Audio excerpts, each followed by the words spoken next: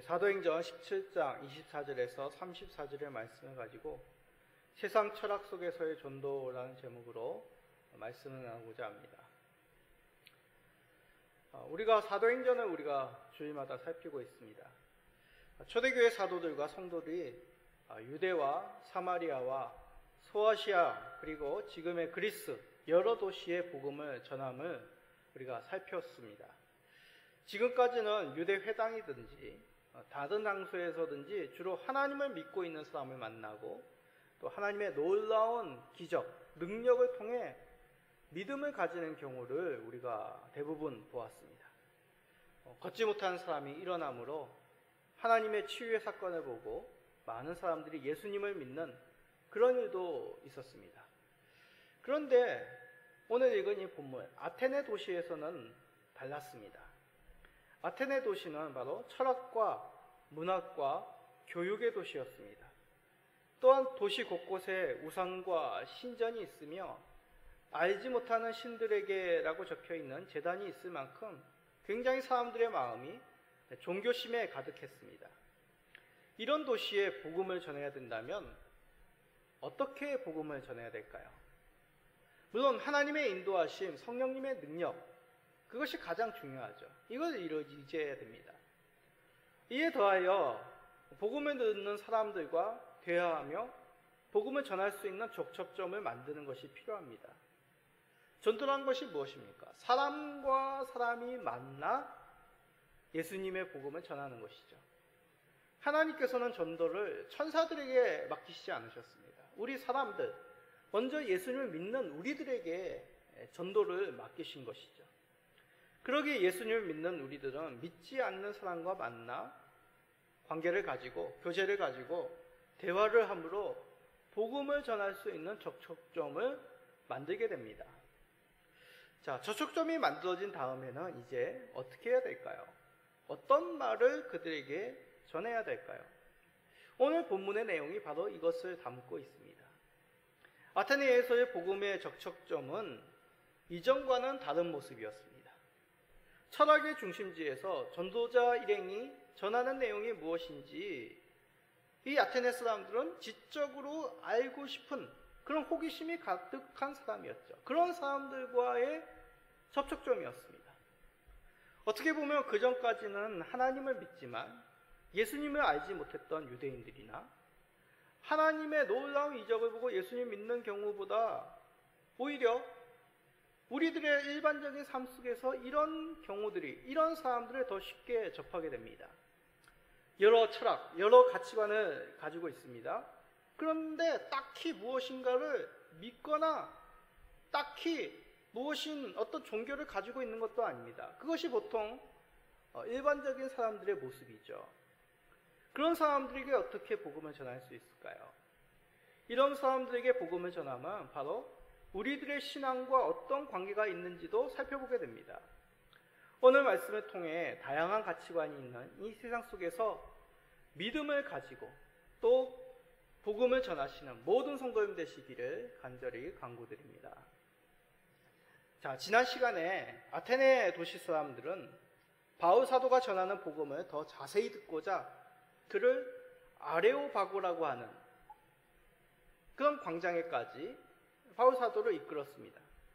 바울 사도는 아테네 사람들 앞에 서서 알지 못하는 신들에게라고 적혀있는 제단을 알지 못하는 신이라고 단수로 언급하며 자연스럽게 하나님에 대해서 말하기 시작했습니다.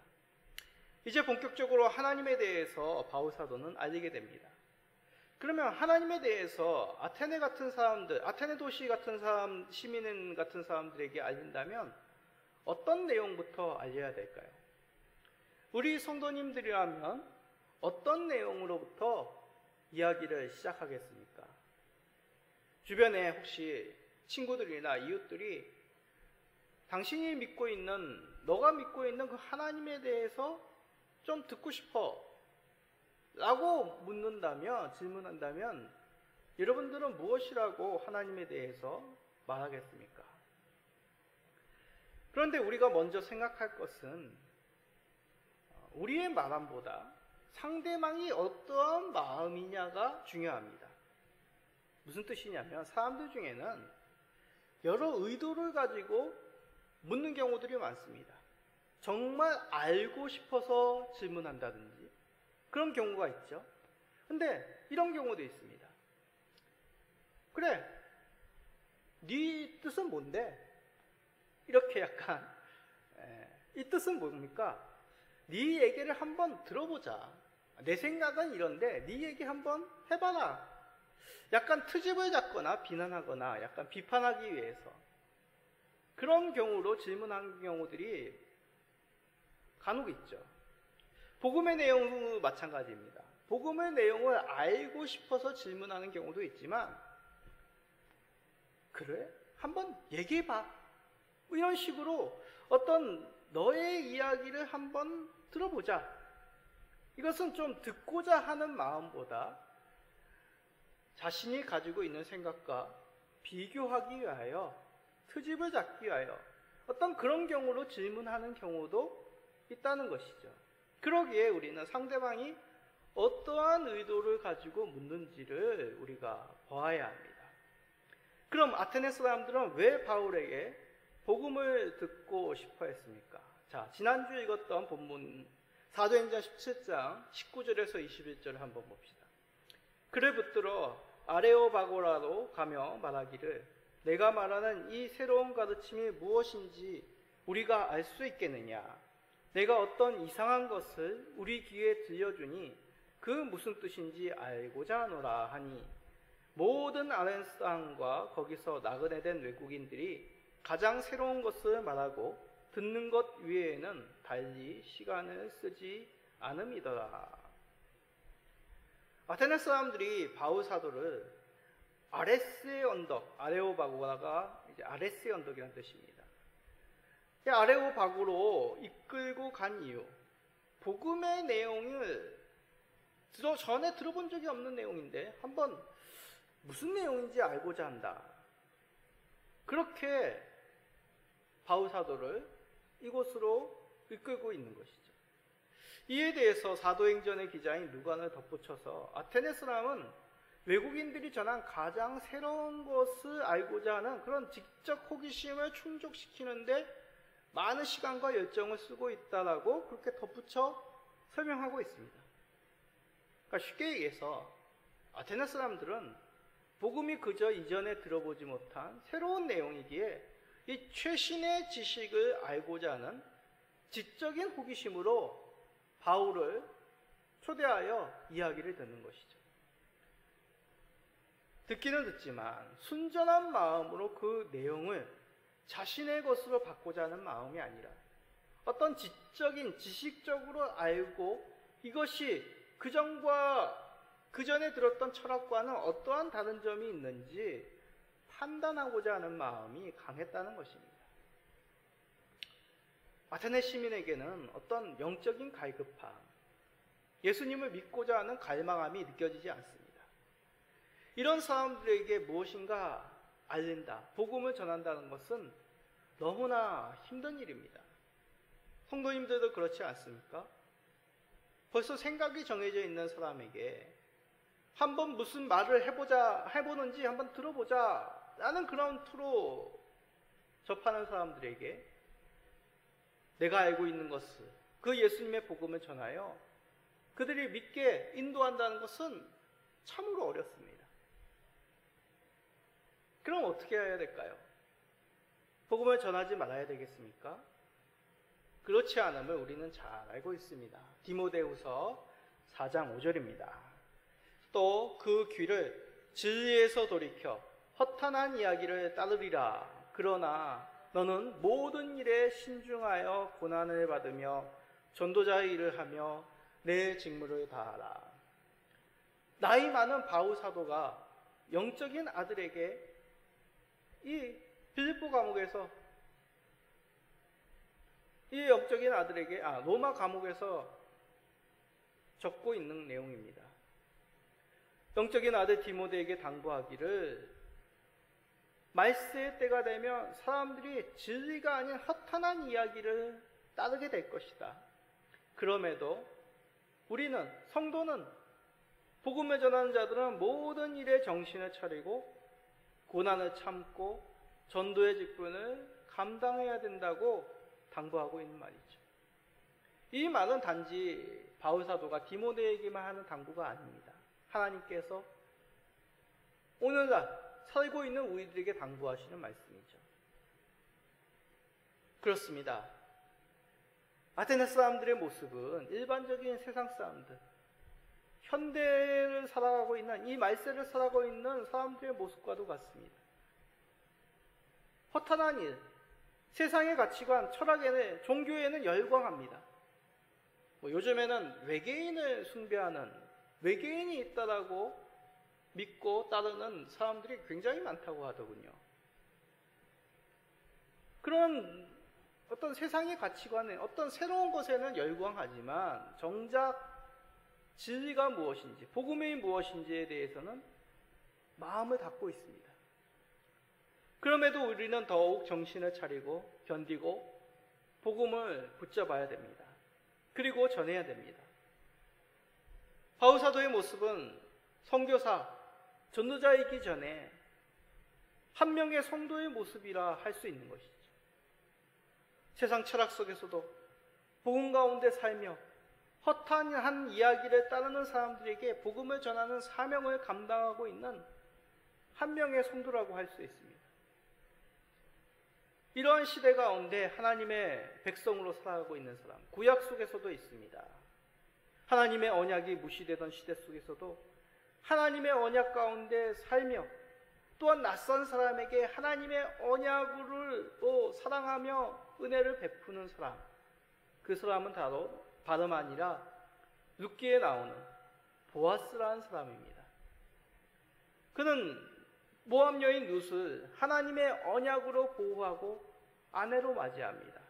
이 뜻은 하나님의 율법으로서 하나님의 백성을 맞아들이는 것이죠. 그러므로 하나님의 기업을 잇도록 합니다. 이는 율법을 지켜야 된다, 그런 의미가 아닙니다.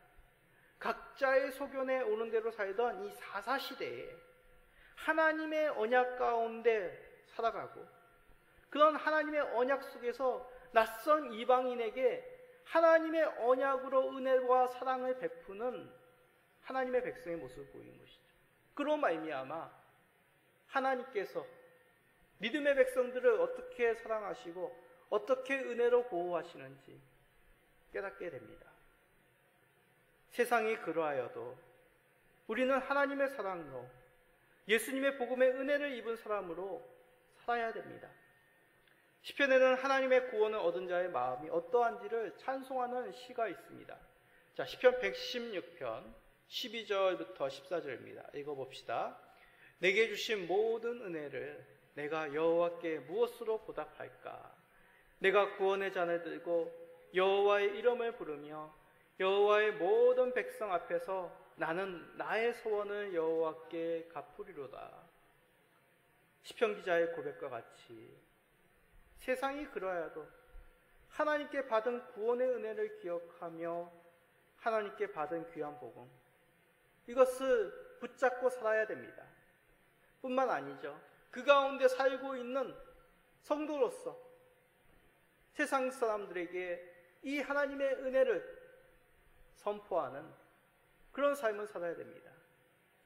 구원의 은혜를 기뻐하시고 감격하시며 붙잡고 날마다 이 은혜를 전하시는 모든 성도님 되시기를 간절히 간구드립니다.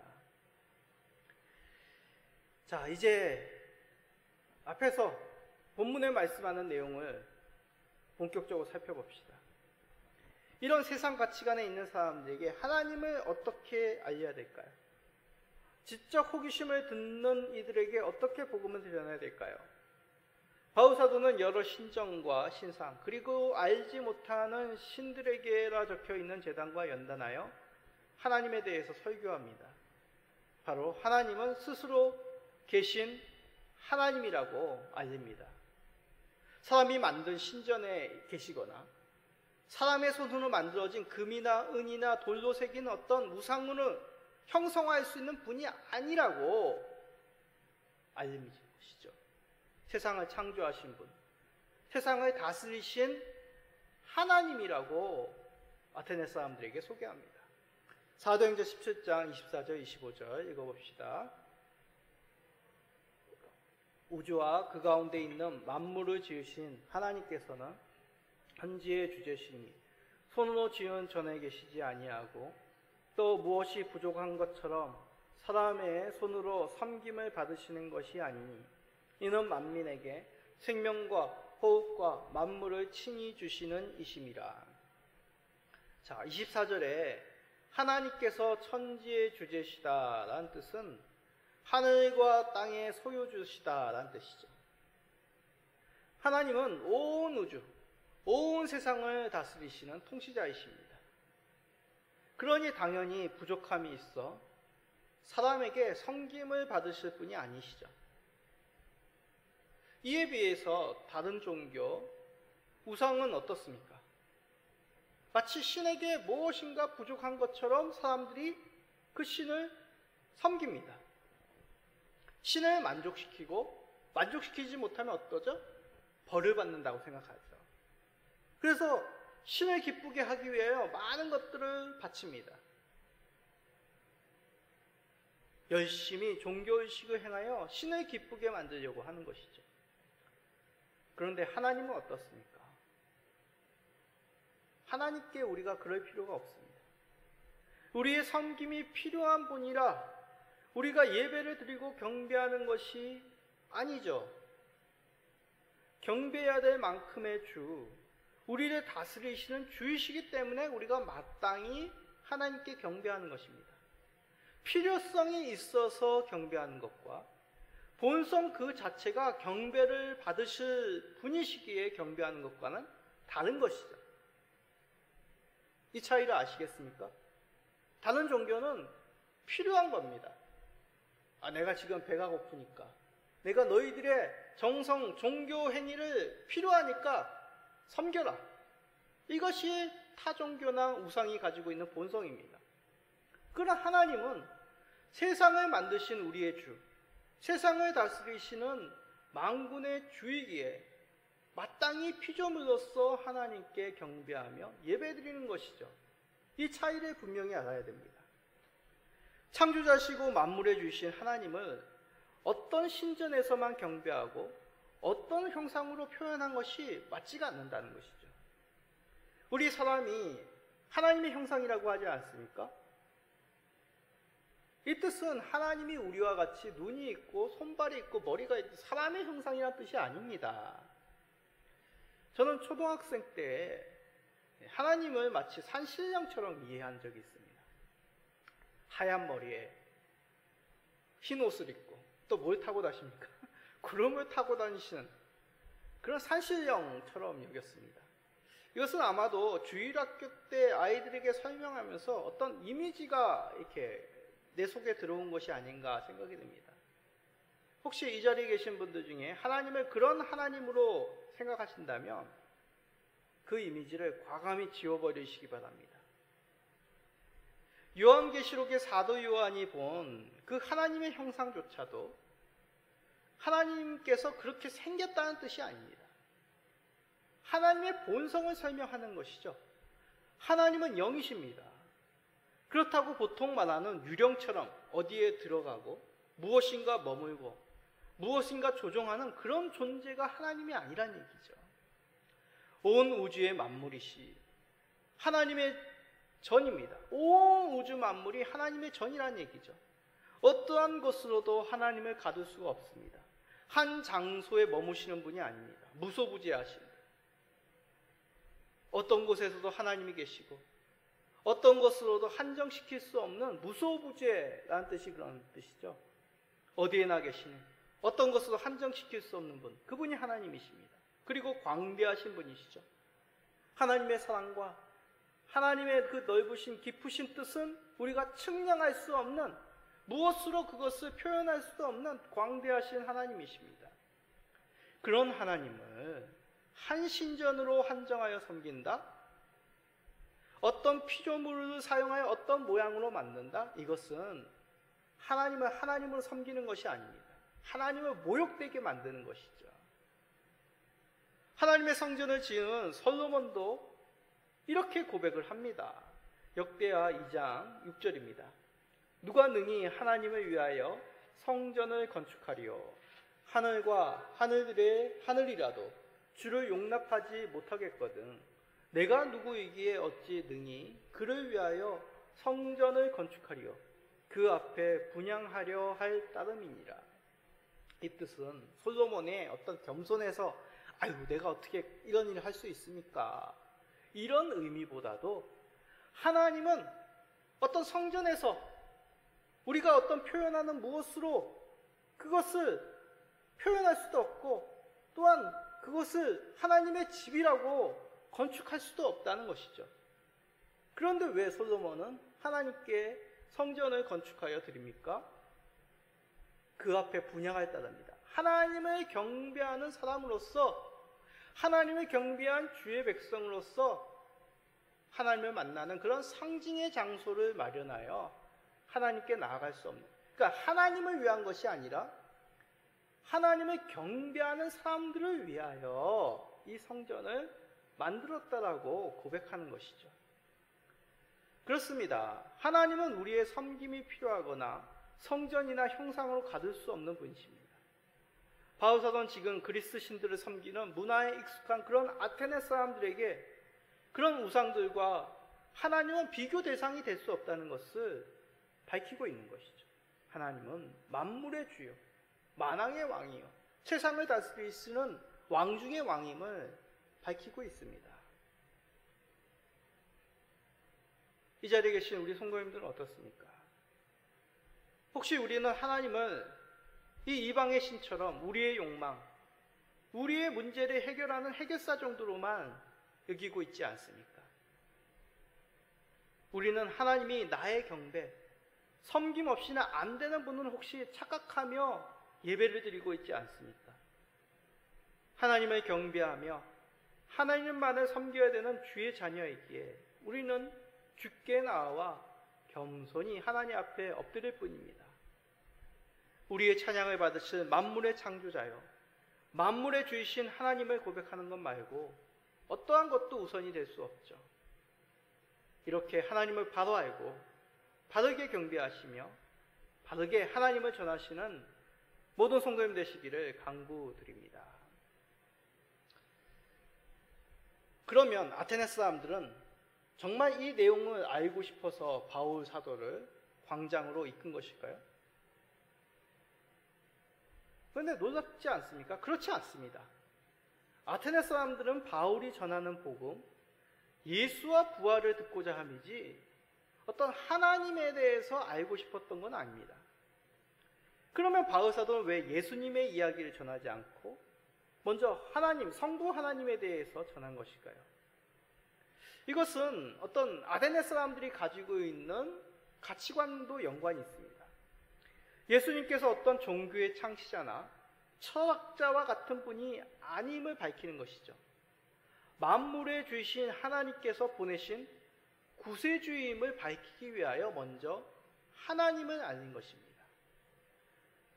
하나님을 알릴 때 주된 내용이 뭐였습니까? 어떤 한 곳의 하나님, 한 곳에 섬길, 한 형상으로 한정되어 섬겨야 될 하나님이 아님을 밝혔습니다. 만물의 주로, 만물의 모든 피조물들의 주인으로 하나님을 알렸죠. 이 뜻은 뭡니까? 아테네 너희 시민들도 하나님을 주로 섬겨야 된다. 이것을 밝힌 것입니다. 그런 하나님께서 멀리 계신 분이 아니라 성전에만, 어떤 신전에만 계신 분이 아니라 저 이스라엘 땅에만 계신 분이 아니라 너희들 가운데서도 다스리시고 주관하시는 참된 주임을 전한 것이죠. 이를 깨닫고 더듬어 찾아 하나님을 알기를 원한다고 바울 사도는 전한 것입니다. 자, 사도행전 17장 27절입니다. 이는 사람으로 혹 하나님을 더듬어 찾아 발견하게 하려 하심이로되 그는 우리 각 사람에게서 멀리 계시지 아니하더라. 멀리 외국 종교가 아니라는 얘기죠. 어떤 이스라엘만의 신이 아니라는 얘기죠. 만물의 주로서 아테네 사람들도 하나님을 알기를 하나님이 원하신다는 뜻입니다. 그럼 자연스럽게 질문이 생깁니다. 하나님께서 자신을 사람들이 바로 알기를 원하신다면 어떻게 자기를 알리실까? 우리들은 이런 질문에까지 도달하지 않을 수 있습니다. 근데 아테네 사람들이 누굽니까? 종교와 철학에 있어서 일가견이 있는 사람입니다. 지극히 지식이 많고 열정을 가지고 있는 사람들이죠. 질문과 대화로 인해 진리 탐구에 아주 익숙한 그런 사람들이 바로 이 아테네 시민들입니다. 그런 사람들에게 하나님께서 자신을 발견하기를 원하신다라는 사실은 굉장히 흥미롭고 관심을 끄는 내용일 것입니다. 자연스럽게 바울 사도는 자신을 바로 알기를 원하시는 그 하나님의 뜻이 무엇인지, 어떻게 하나님께서 자신을 나타내시는지, 바르게 알기를 원하시는지를 마지막으로 밝힙니다. 사도행전 17장 31절입니다. 이는 정하신 사람으로 하여금 천하를 공의로 심판한 날을 작정하시고 이에 그를 죽은 자 가운데서 다시 살리신 것으로 모든 사람에게 믿을 만한 증거를 주셨음이라 하니라. 주께서는 바울 사도를 통해 아테네 사람들의 잘못을 알리셨습니다. 지혜가 있다고 생각하여 알지 못하는 신들이라 칭하며 신을 숭배하였지만 정작 이들은 하나님을 알지 못하였습니다. 하나님께서는 사람들이 우상을 만들어 경배하였던 그 어리석음을 깨닫고 회개하기를 원하시죠. 그리고 이제 정하신 사람으로 하여금 천하를 심판하심을 알리십니다. 그 심판자는 세상을 심판한 합당한 자격을 가지고 있죠. 어떻게 자격을 가졌습니까? 죽으시고 부활하심으로 말미암아. 이 뜻은 그가 죄에 대해서 더 이상 어떠한 영향을 받지 않는다는 얘기죠. 오히려 죄가 없는 분위기에 다시 하나님께서 살리셨음을 증거한 것입니다. 죄와 사망을 이긴 참된 심판자로 하나님의 공의를 이루시기 위하여 이분은 심판주로 등극하셨다는 얘기죠. 이 하나님께서 정하신 심판자 누구입니까? 바로 우리 주 예수 그리스도이십니다. 우리는 이 말씀 속에서 깨닫게 됩니다. 아무리 지혜가 있고 남들이 알지 못하는 철학이 있다 해도 하나님을 알지 못한다면 주의 심판을 피할 수 없음을 깨닫게 됩니다. 왜입니까? 하나님이 보내신 그 심판의 주를 알지 못하기 때문이죠. 자신의 지혜를 믿고 자신이 알고 있는 철학 속에서 세상을 판단하기 때문입니다. 아닙니다. 하나님은 세상의 주로 세상의 모든 자들이 경배를 받으시기에 합당한 창조주십니다. 그 창조주께서 이 세상의 죄 가운데 심판의 주로 독생자 예수님을 보내주셨다는 것이죠. 그는 죄와 사망의 권세를 이길 승리자로 구원자로 죽으시고 사망 권세를 이기시고 부활하셨습니다. 이는 어떠한 세상의 지식, 철학으로도 표현할 수 없는 것이죠. 어떠한 세상의 가치관으로도 하나님의 심판을 피할 수가 없습니다. 오직 하나님이 보내신 심판자에게 그로 말미암아 그의 은혜로 말미암아 하나님의 의에 이르게 되는 것이죠. 하나님께서 보내신 심판자이신 예수 그리스도, 그를 의지함으로 우리는 하나님의 의에 들게 된 것입니다. 세상의 철학 속에서도 우리는 이 사실을 잊지 말아야 되겠습니다. 사망 권세를 이기신 우리의 참된 구원자, 참된 심판자이신 예수 그리스도를 잊지 마시고 이 사실을 세상의 지혜자들에게도 알리시는 성도님 되시기를 간절히 간구드립니다. 이제 바울 사도를 통해 이 사실을 들은 아테네 사람들, 그러면 죄를 회개하고 하나님을 믿고 예수님의 참 심판자요 구원자로 고백하였을까요? 결론은 아테네 사람들은 예수님을 믿음으로 하나님의 진노를 피하는 길을 대부분 선택하지 않았습니다. 오직 몇 사람들만 바울 사도를 통해 예수님을 믿게 되죠. 여기서 우리는 세상 속에서 복음을 전하는 결과를 엿보게 됩니다. 아주 극소수만 복음을 받아들입니다. 그러면 결실이 적으니 복음을 전하는 것을 포기하겠습니까? 세상의 지혜자, 철학, 가치관을 고집하는 사람들을 외면하는 것이 옳겠습니까? 우리는 믿게 되는 몇 사람이 누구인지 알 수 없습니다. 그러니 우리는 그저 전할 뿐입니다. 우리가 예수 그리스도를 의지함으로 하나님께로부터 의롭다 칭함을 받아왔듯이, 그 심판을 모면하였듯이 지혜와 철학이 있더라도 얼마든지 회개하며 하나님께로 나온 자, 예수 그리스도를 구주로 영접하는 자들에게 하나님이 외면치 아니하시는 이 사실, 이 복된 소식을 전해야 됩니다. 이러한 하나님의 뜻을 기억하시고 변치 않은 이 하나님의 약속을 신뢰하여 세상의 철학 속에서도 꿋꿋이 용기 있게 나가시는 성도님들에게를 바랍니다. 하나님만을 주로 고백하여 예수 그리스도를 구주세주로 고백하며 이 사실을 널리 전하시는 모든 성도님 되시기를 예수 그리스도의 이름으로 간절히 축복드립니다. 아멘.